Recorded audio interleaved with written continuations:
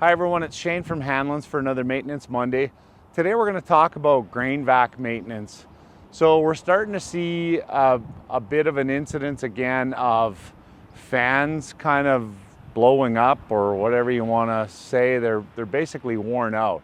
And what we want to go through today is how to check that fan. So behind me is a 5200 vac.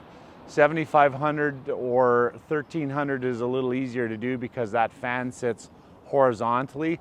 On the 5200, there's a spot down on the bottom of the fan where you take off 4 bolts. There's 4 3/8 bolts there. You can take that cover off, and then you can look into the fan, and you can take a flashlight and have a pretty good peek at what's going on with the blades. The blades start to wear just from the dust.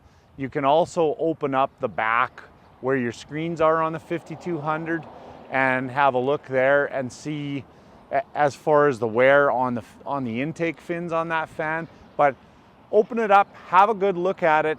When they start to get worn out, then they start to crack, and then all of a sudden blades decide to leave the fan, and then it goes out of balance and it kind of destroys itself. So have a look at that before something really craters on there, and it'll just prevent you from extra expense. So hopefully that helps you out. Thanks for watching.